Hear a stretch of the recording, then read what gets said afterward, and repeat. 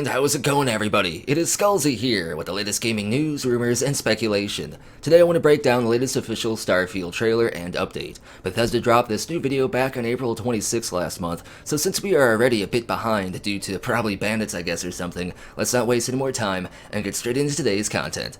As always, I'll break down every individual piece of interesting information there is to find from this new trailer, and there is plenty of stuff to go through here, from new concept art to statements regarding Starfield's soundtrack to even more evidence that seems to further confirm player-controlled spaceflight will actually be in this game. I'll begin by breaking down the Bethesda statements first, and then ending the video by analyzing the new Starfield images.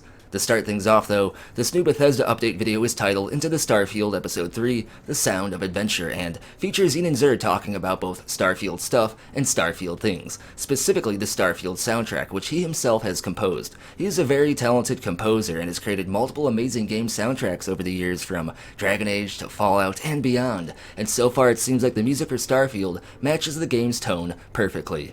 The new Starfield trailer begins with Ian breaking down his personal inspiration for Starfield's soundtrack. He states that music to him is a fourth dimension, the emotional dimension, and as such, he thought what emotion should power Starfield's music. What tone and vibe should the player feel while listening to the game's soundtrack? For Starfield specifically, what inspired Ian Zur was the very human feeling of what is our own individual story, what is our own motivations, where are we going in this crazy universe, and what is really pushing mankind into the future and beyond. Ian states that questions like these are as big as the cosmos itself, and thoughts like these directly inspired the soundtrack he created for Starfield. Bethesda audio director Mark Lambert then states that music is one of the first things Bethesda does when they create a new game. The music is basically made just as early as the concept art, and this is important because music plays a very central role for Bethesda Game Studios games, as the main theme of the game directly sets the tone and the vibe for the game world and the player experience. Bethesda has done this as early on as Oblivion and continued doing so until now with Starfield. And throughout this entire long-running process, Ian Zur has been right there as an important part of it.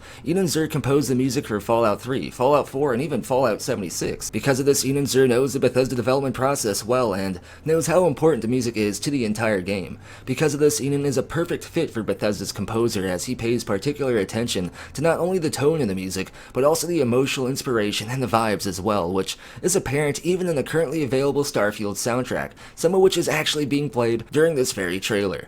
Ian then states something very interesting here. He touches on the developing aspect of a Bethesda Game Studios game soundtrack, meaning the soundtrack can change depending on what the player is currently doing or what is on screen, and it develops into something else. Something we as a player are most likely aware of from our own gameplay experiences with Bethesda Game Studios RPGs. If you are in a relaxing town at night, the music is more lighthearted and calm. If you're exploring a dangerous area, it can be a bit tense and on edge, and then that very same music will then evolve into something more chaotic and dramatic once combat actually goes down. It seems like this will be no different regarding Starfield, which shouldn't actually be a surprise to most, but what is most interesting here is even beyond the music, Ian states that Starfield's vibe to him personally is a combination of three things, a triplet of sorts, as he says. He states everything is streaming all the time in Starfield, everything is changing, and then everything is returning back. I don't know if he's just being poetic with words here, but to me it sounds like what he means is the game is registering and basically creating the game world before you, perhaps even alongside the new Bethesda Radiant procedural generation technology, but then he states the game world changes and develops, and then that's returned to the player, who then reacts to it. This statement could just state the basics, I guess, of how an open world RPG works, but I feel like after how long Ian Zur has been working with Bethesda, he would probably already know how open world RPGs work, especially in terms of a Bethesda RPG, so I don't think he would make this statement here unless there's something more to it. It could be that Starfield is what I've long been suggesting, the perfect blend of the handcrafted Bethesda worlds that we know and love, alongside with high detail next-gen procedural generation used to fill in those blanks, and with space and big planets, there's likely to be a lot of blank canvases for this AI to work with. Then Ian states that there is always a strive to go back home after you complete the mission, always an end to the current adventure, but then another reason to start another one. This seems like it'll be a central part to Starfield, meaning perhaps player homes will make a return and have a lot more depth and reasoning behind them. He specifically states, we will find something, we'll discover something, we'll take it with us, and we'll go back home with it. Which sounds like we're pirating stuff, but it kind of means that we'll take the adventure back home with us, and we'll go find another one another day, which again is the kind of usual Bethesda Game Studios loop, only I think it's going to have a lot more depth and variety to it given the space dynamic. Ian then speaks on how much attention to detail he has in regards to Starfield's music and ambience, choosing specific instruments that sounded like they'd provide space ambient noises instead of music, building the perfect orchestra for each individual situation. It basically sounds like Starfield will feature some of the best music yet from a Bethesda Game Studios game, and that gets me even more hyped, because one thing is certain here. As Ian speaks about music during this trailer, he sounds just as passionate as he does brilliant. Mark then speaks up a bit on how sound design works for Starfield. It sounds like during the game, the main Starfield theme will be used not only during key story moments, but also when the player actually levels up as well and when they discover new areas, so it seems like a portion of the already public Starfield soundtrack may envelop part of what we'll hear when we level up, when we explore the world, and just when we play the game. This is the usual with Bethesda Game Studios RPGs again, but I still feel like it's a cool little detail to mention here. We then get to hear some of the spaceship ambience as well, and it's stated that some of the in-game ambient sound effects are even created from some portions of Starfield's main theme as well, which I felt like was an interesting design choice here and shows just how ingrained the music really is into the game itself.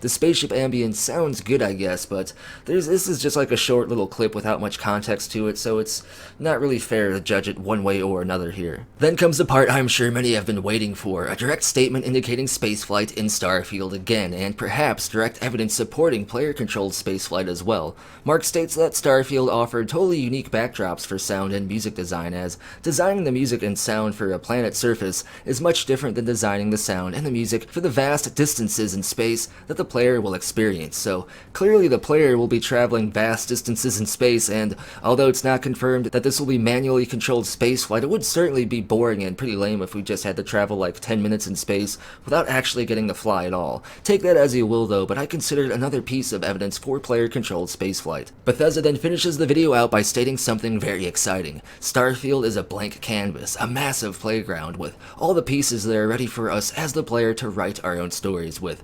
Whether we jump right in and follow the main story, or we take our time and explore, the soundtrack will be our musical companion throughout the game, giving us the perfect backdrop to listen to throughout our adventures. And to be honest, this type of game set in space is basically the exact game I've been dreaming of ever since I was a kid, and the fact that Bethesda Game Studios is behind it makes this even more amazing. But this video isn't over yet. Let's break down the new concept art. Keep in mind that this new concept art might not be representative of what we see in the final game, but no doubt there will be some similarities here, and some of the stuff seen in previous Starfield concept art has actually already been seen in the in-engine 2021 trailer, so nonetheless, not everything shown here could be in the final game, so just keep that in mind while going forward here. But first up, we see the player character in this image standing in a crazy swamp time. Huge ancient trees are towering above in the background, and an overall toxic and foreboding atmosphere is lingering around everywhere, basically. This scene indicates we'll be exploring some pretty scary and extremely dangerous biomes within the game. Special shout out to the cool floating bubbles in the background, as well as the strange mushroom things that almost look like they could be alive, kind of. Even the spiky leaves themselves look like they could do some damage now that I think about it, so let's move on to this scene here, which is the interior of a spaceship. We can see similar design aesthetic to what we saw in the previous Starfield in-game trailer back in 2021, so clearly some of the concept art does represent what we'll see in the final game to a certain extent. We can see a computer console on the wall here, along with a first aid kit above it. More consoles down at the edge of the hallway over here, so obviously computers will be part of a futuristic universe, which I don't think that's really going to surprise anyone, but here we can see what appears to be an interior door, and I believe this door over here is a door leading outside, into space right now actually, as it appears like the spaceship's wing is visible through the window here, or perhaps even a planet. Again, I love the attention to detail here. It almost looks like each and every individual component, wire, and structural element serves a very real and believable purpose. Here is one of my favorite images so far, and one that has some definite No Man's Sky vibes, which I totally dig, by the way. We can see the player on a very alien planet with a blue and orange beautiful sky up above, and an almost flesh-like looking surface covered in peach and red sand that looks like flesh, like I just said, which is kind of weird, but going with the same strange horror vibe, we can see a weird, giant looking thing over here that looks again like something very organic. Well, this scene here is beautiful. It's also kind of foreboding, and I kind of like that, to be honest. We also have these very cool looking space cactus things covered in thorns with an alien looking purple center mass. The scene here makes it clear that that some of the places we'll be exploring will be very alien and bizarre, which I personally love, as one of my favorite things in No Man's Sky is just never knowing what to expect in regards to what new crazy planet you can stumble across. Here we can see a player in a red spacesuit alongside a flying drone, meaning maybe we'll have a drone flying companion or something that can do drone stuff for us, which is cool. And this character is standing on top of a cliffside on a barren, rocky planet surface. The character's mask is glowing blue, indicative of potential scanning or active exosuit technology, and judging by both the player's kit and the settlement itself, it seems like the planet's atmosphere is far from habitable. The settlement itself is small and seems more like a few buildings than an actual complete settlement, but some of the buildings have odd shapes and designs, making me wonder what this place could even be used for. We can also see a couple of robots out in front that look like they could be protecting and guarding this place, and in the background we can see what looks like solar panels and what appears to be a mining or construction platform as well back here.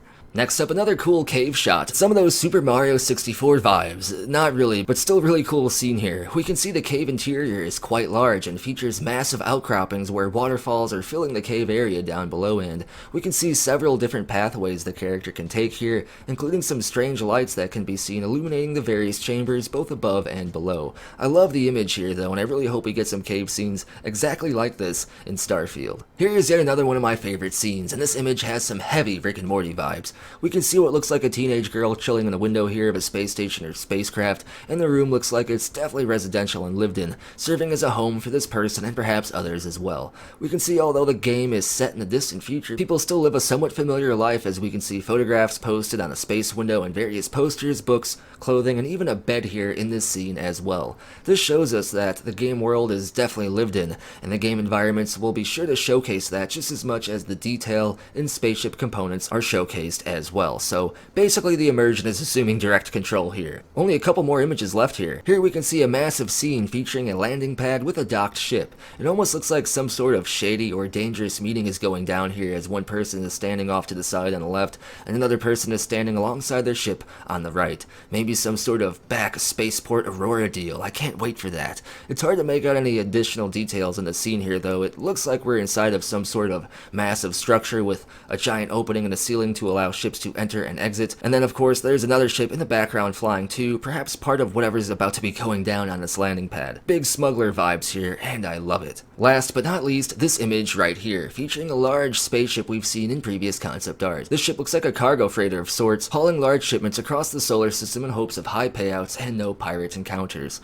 The ship appears to be flying over a system of rings orbiting around a large planet, and is already sparking my imagination with what amazing visuals we'll encounter amongst our own adventures within Starfield. That is everything though. We had a lot to go through here, but I'm fairly certain that I covered everything in this trailer. If you think I missed anything though, or if you have your own thoughts to share, be sure to comment them down below. Give the video a thumbs up if you enjoy the content, as it really helps push the algorithm to show my content to new people. Be sure to subscribe to help grow the community and the channel, and huge shout out to following amazing people for going above and beyond to support the channel and the community. Get your name added to this permanent feature video shout out list by supporting the channel over on Ko-fi, Patreon, or here on YouTube as an exclusive channel member. Links for all this and more are down in the description below, as well as a link for Skullzi merchandise and a Skullzi Discord server. And as always, thank you for watching. Be sure to tune in next time when we're one day closer to smuggling that Aurora spacefish.